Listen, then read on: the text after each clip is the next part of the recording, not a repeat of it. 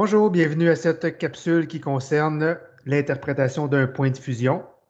Donc, on va voir qu'un point de fusion sert essentiellement à vérifier la pureté d'un solide. Vous allez faire ça soit en chimie organique, soit en intégration des apprentissages. Donc, je présente ici mon petit vidéo qui explique en résumé la technique. C'est du début. Donc, la capsule concerne, comme j'ai mentionné, le point de fusion. Donc, qu'est-ce que c'est le point de fusion?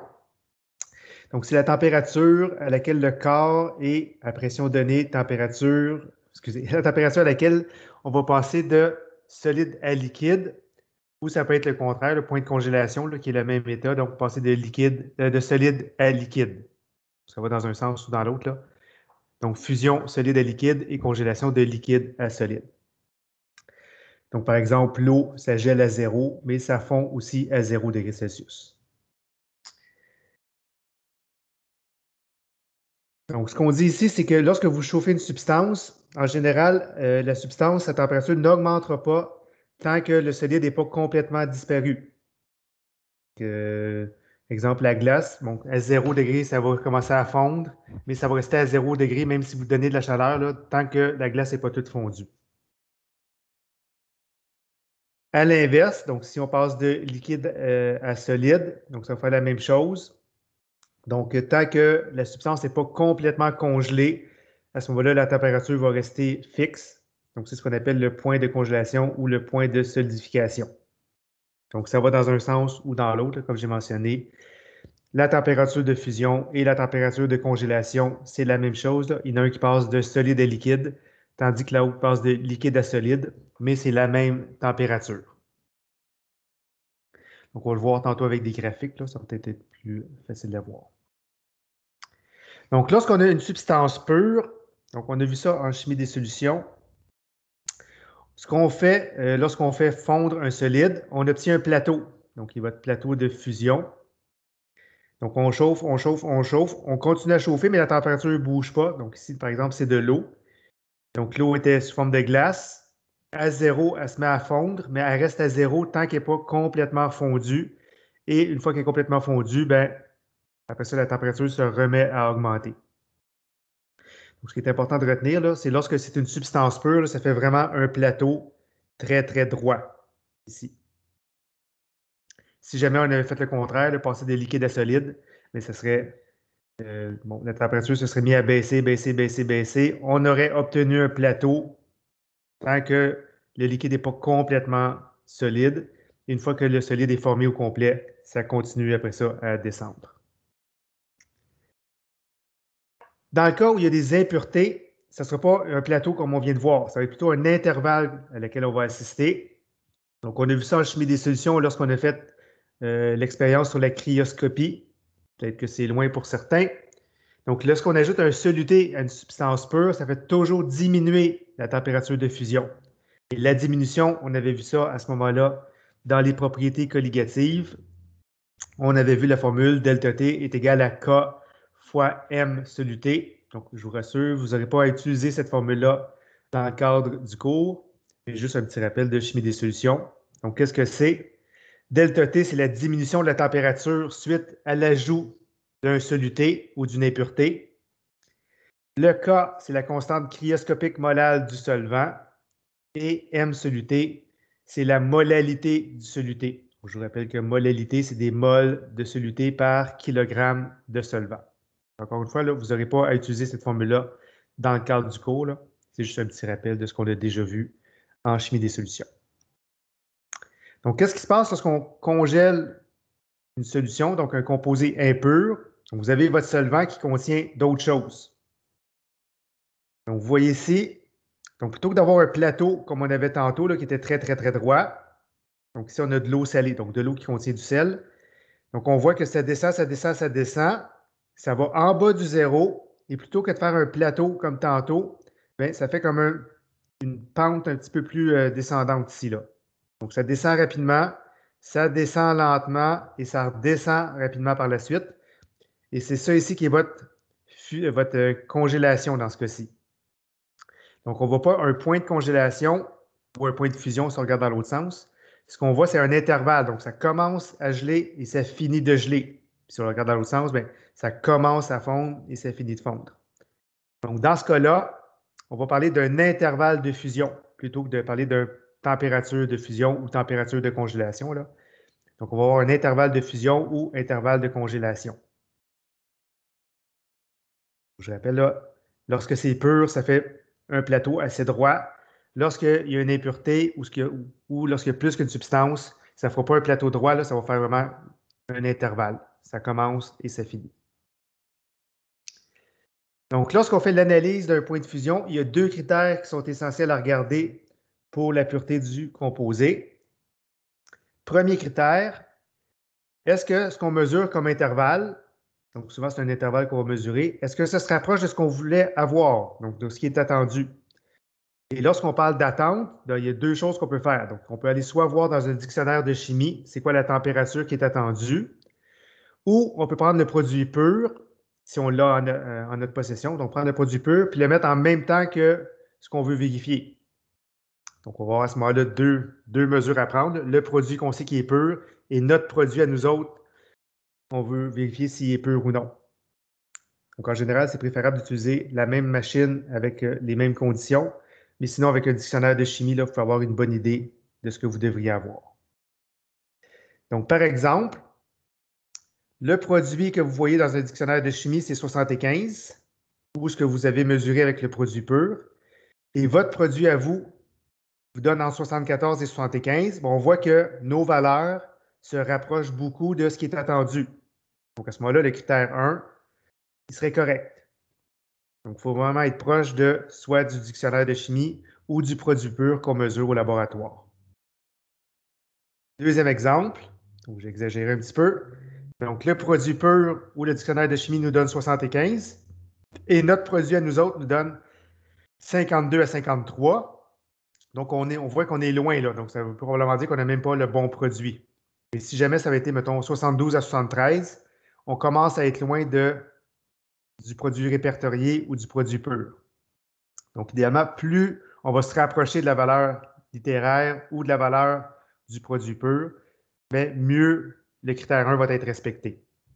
Dans ce cas-ci, le critère 1 n'est pas respecté. On est loin de ce qui est attendu. Le deuxième critère, c'est concernant l'intervalle de fusion. Donc, en général, ce qui est admis, c'est 1 degré Celsius. Donc, entre le début et la fin de la fusion, si votre écart est de 1 degré Celsius, on considère que le produit est relativement pur. Si l'écart est plus grand que 1 degré Celsius, à ce moment-là, on va dire qu'il y a probablement une contamination ou plus qu'un produit dans votre échantillon. Donc, je donne des exemples. Donc, on s'attend à une température de 75, donc soit dans un livre de chimie ou en mesurant le produit pur. On obtient pour notre produit 74 à 75. Donc, on voit que l'écart entre le début et la fin est égal ou inférieur à 1. Donc, à ce moment-là, on peut considérer que notre critère 2 est respecté. On peut considérer que notre produit est pur. Deuxième, donc, on va faire le deuxième. Donc, on voit qu'ici, normalement, lorsque c'est pur, comme on a dit, ça devrait faire un plateau. Donc, comme c'est des valeurs expérimentales, bon, on peut supposer que l'écart de 1 degré Celsius fait partie un petit peu de l'erreur expérimentale. Donc, c'est euh, toléré par l'analyse. Donc, dans de 1 degré Celsius, on suppose que notre produit, c'est comme si c'était un plateau qu'on considère que c'est relativement pur.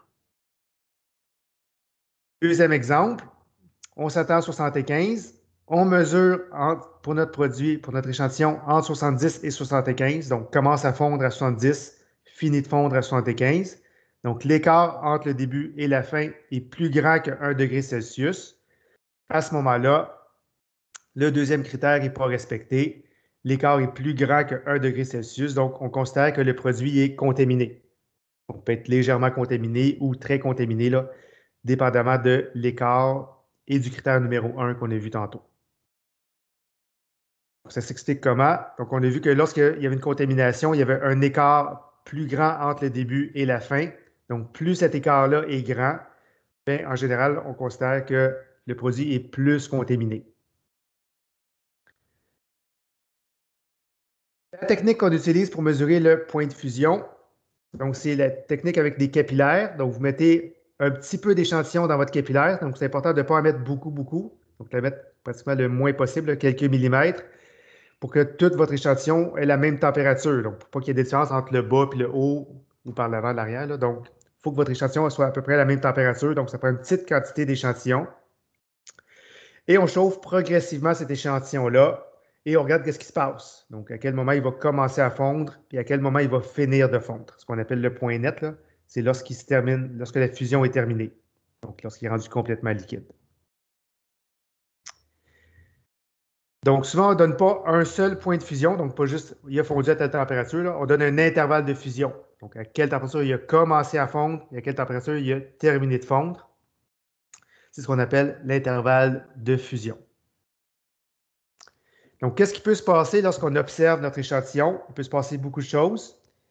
Donc, au début, il est solide. Et lorsque vous l'observez, à mesure que la température monte, il peut y avoir des gouttelettes qui vont se former, donc à l'intérieur de la paroi. Donc, ça peut comme être un signe que la fusion commence à se faire. Votre solide commence à se transformer en liquide. Il peut y avoir un écart entre l'échantillon et la paroi du tube. Donc, c'est comme si votre échantillon commençait à décoller du capillaire, donc c'est parce qu'il est en train de fondre. Donc, ça aussi, c'est un signe que la fusion commence à se faire. Votre échantillon commence à s'effondrer. Donc, vous en aviez une certaine quantité, là, puis vous voyez que ça descend tranquillement, là, parce qu'il est en train de se liquéfier. Donc, ça aussi, c'est un signe de début de fusion.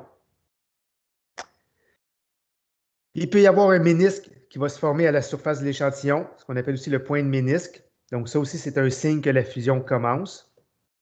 Donc, les 4 points qu'on voit ici, là, c'est des débuts de fusion qui peuvent apparaître. L'important, c'est de toujours prendre le même critère pour le début de la fusion. Et finalement, l'échantillon va devenir complètement liquide, ce qu'on appelle le point net. Donc, c'est lorsque la fusion va se terminer. Donc, le point 5, là, c'est la fin de la fusion. Donc, les 4 premiers, ça peut être le début de la fusion et le dernier, c'est la fin de la fusion. Donc, comme j'ai mentionné tantôt, c'est toujours préférable de prendre un échantillon pur commercial pour mesurer votre point de fusion de référence. Parce que si vous prenez un échantillon commercial sur le même appareil avec les mêmes conditions, souvent c'est plus valide que d'aller voir dans un dictionnaire de chimie pour lesquels la pression peut avoir changé, ce n'est pas le même appareil. Donc, c'est toujours préférable d'avoir les mêmes conditions expérimentales pour mesurer l'échantillon pur, que vous savez pur, et votre échantillon à vous, pour lequel vous voulez déterminer s'il est pur ou non. C'est ce que je mentionne aussi. Donc, dans un dictionnaire de chimie, les conditions expérimentales, l'appareil peuvent être différents. Donc, ça peut donner des points de fusion qui sont un petit peu différents de ce que vous allez avoir au laboratoire. Donc, voici des exemples. On fait une réaction quelconque. Donc, on passe d'un réactif A à un produit B. Et on veut savoir si le produit B qu'on a obtenu il est pur. Donc, on va le vérifier par point de fusion, en supposant que c'est un solide. Donc, mon réactif A, son point de fusion, c'est 75. Le produit B, mon point de fusion, c'est 35. Et on veut vérifier la pureté à la fin de la réaction. Donc, on imagine qu'on a un solide qui, on pense, être le produit B. On va vérifier s'il est pur ou pas. Donc, premier résultat qu'on obtient pour notre échantillon, 34,7 à 35,5. Donc, qu'est-ce que ça donne comme information? Critère 1, notre point de fusion, il est proche de ce qu'on s'attend, 35. Et l'intervalle entre le début et la fin de la fusion est inférieur à 1. Donc, on peut considérer que notre produit est pur. Deuxième résultat qu'on pourrait obtenir, 33,7 à 35,4. Donc, selon le critère 1, on est quand même relativement proche de ce qu'on s'attend. Par contre, l'intervalle est plus grand que 1. Donc, comme l'intervalle est plus grand que 1, on considère que le produit B est légèrement contaminé ou impur. Troisième cas, on obtient une température entre 33,4 et 34,2. Là, c'est un petit peu plus ambigu parce que selon le critère 1, on voit qu'on est un petit peu loin de ce qu'on s'attend.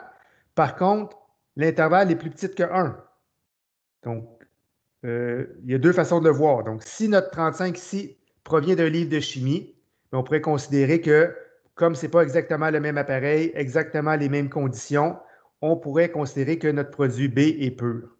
Par contre, si notre 35 ici a été mesuré dans les mêmes conditions, sur le même appareil avec un produit pur, bien à ce moment-là, notre intervalle, comme il est plus bas que le produit pur, on pourrait considérer que notre produit B est impur ou légèrement contaminé. Donc, c'est toujours le genre de discussion que vous devez avoir là, ou de réflexion que vous devez avoir. Donc, si je marque ici, on peut considérer que c'est un produit pur si le 35 provient d'un livre de chimie, mais on pourrait considérer qu'il est légèrement impur si notre 35 provient d'un même appareil dans les mêmes conditions expérimentales.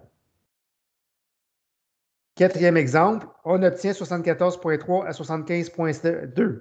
Pardon. Donc, qu'est-ce que ça nous donne? Donc, on se rappelle que le point de fusion, lorsqu'il est contaminé, il va toujours descendre. Si on a 74,3 à 75,2, qu'est-ce que ça nous donne? Bien, on voit que l'intervalle est plus petit que 1, mais on voit que ça se rapproche beaucoup plus du réactif A. Donc, ce que ça nous donne comme information, c'est que probablement, ce qu'on est en train de mesurer, c'est le réactif. Donc, c'est comme si la réaction n'avait pas fonctionné. Donc, c'est vraiment le réactif A qui correspond à ça ici. Donc, ce qu'on aurait comme interprétation, si jamais notre température était de 74,3 à 75,2, on pourrait dire que c'est le produit A qui n'a pas réagi. Et finalement, si on a entre 73,9 et 75,1, ce qu'on pourrait dire, c'est que ça se rapproche beaucoup plus du réactif A, mais par contre, notre intervalle est plus grand que 1. 1,2, ce n'est pas tellement plus grand que 1. Donc, on pourrait dire que c'est le A majoritairement, mais il est peut-être légèrement contaminé. Donc, soit que le A avait d'autres choses dedans, ou que le A a commencé à réagir pour former le produit B, mais qu'on est encore avec majoritairement du réactif A. Donc, produit A impur. Donc, peut-être que c'est la réaction qui a commencé, mais on ne peut pas le savoir à ce moment-ci. Donc, évidemment, le point de fusion ou la température de fusion, c'est un des éléments pour vérifier la pureté d'un solide. Je vous rappelle que dans le cas d'un liquide, c'est l'indice de réfraction qui fait un peu la même chose. Mais il faut utiliser d'autres techniques. Donc, par exemple, la CCM qui peut permettre de vérifier si notre produit est pur ou non. Ça peut être le HPLC, la spectroscopie infrarouge qui permet de voir si c'est le bon produit ou pas. Donc, dans ce cas-ci, là, on ferait un spectre infrarouge, puis probablement ce qu'on trouverait, c'est le produit A plutôt que le produit B. Donc, c'est ce qui termine ma capsule sur les températures de fusion. Donc, c'est un des éléments à considérer pour vérifier la pureté d'un produit. Donc, je rappelle les deux critères. Critère 1, vérifier si votre température de fusion est proche de ce que vous voulez avoir. Critère 2, est-ce que l'intervalle entre le début et la fin de la fusion est plus petit que 1? Et je vous rappelle que c'est toujours mieux d'utiliser un échantillon pur sur le même appareil dans les mêmes conditions expérimentales pour vérifier si votre produit à vous est pur ou non. Donc, n'hésitez pas à nous contacter si vous avez des questions. Ça va nous faire plaisir de vous répondre.